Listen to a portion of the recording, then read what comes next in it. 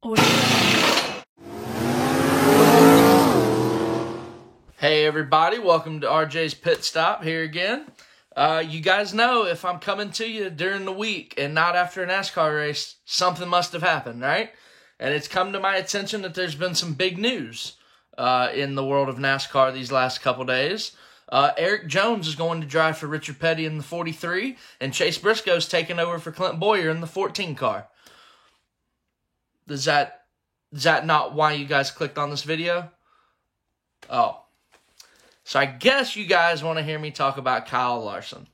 And if you followed along here, I've been trying to tell y'all, Kyle Larson's going to be back. All right. And this week it was announced that NASCAR has reinstated him effective January 1st, 2021. That means, in short terms, Kyle Larson is back with a capital B, back.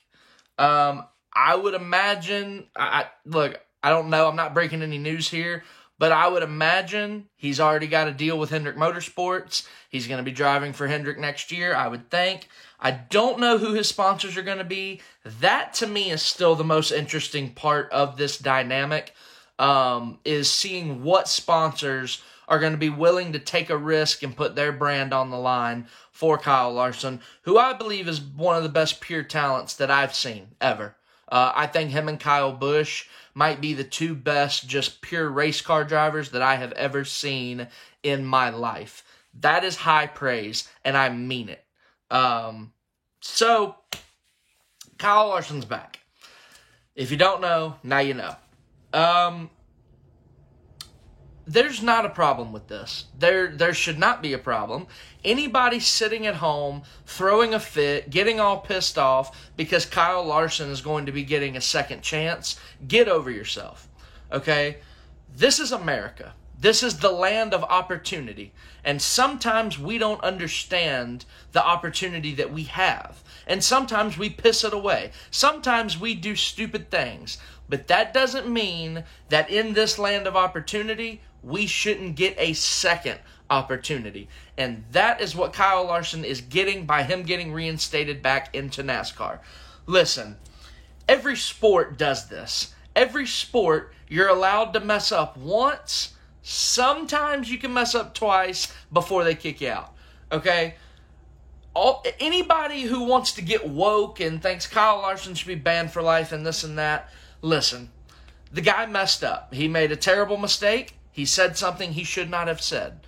Since that moment, since he said that, he has done absolutely everything right. He has said the right things. He has gone through everything NASCAR wanted him to go through. He is reaching out to these sponsors and just everyone and just trying to paint himself in a better light than he painted himself in 6-7 months ago, however long it's been now.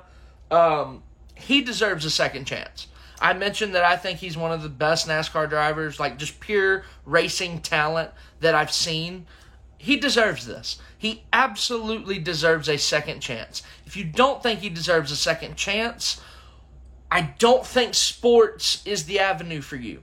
And my reasoning behind that is, if you live in the Kansas City market, okay, and you don't think Kyle Larson deserves a second chance, I'm assuming you're not a Kansas City Chiefs fan.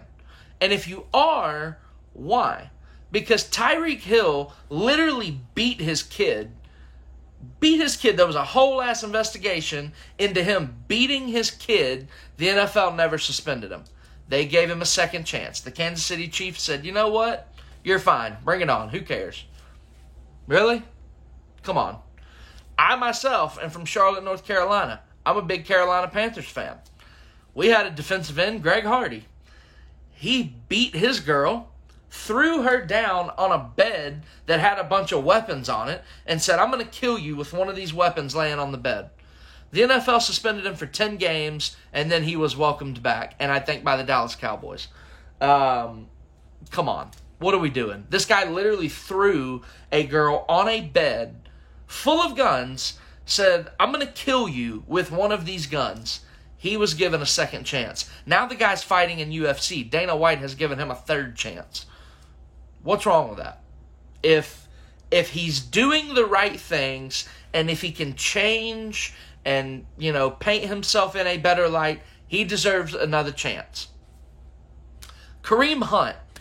We literally have video of Kareem Hunt kicking a girl in a hotel in Cleveland. And what was he suspended? He was suspended for 8 games. And now he is back, and ironically enough, playing for the Cleveland Browns. That's funny. That seems like a bad place for him to be, but whatever. He was given a second chance. Are you not okay with him getting a second chance? Because if you are, I want to know why you're not okay with Kyle Larson getting a second chance. Addison Russell, let's move out of football. Let's stop picking on the NFL. How about Addison Russell in the MLB? Beat his girl, got suspended for 40 games. He has been given another chance. He is reinstated by MLB. He's free to sign with a team if he chooses. Or if they choose to sign him, I should say. If somebody's willing to sign Kyle Larson, if a sponsor is willing to spend money on Kyle Larson, what's the problem? I believe NASCAR should welcome him back with open arms. Now, I don't know how many times I got to sit here and say this. He messed up. He absolutely said the wrong thing. But where I come from, I believe actions speak louder than words. And it doesn't matter what words we're talking about. Actions are always going to be louder than words.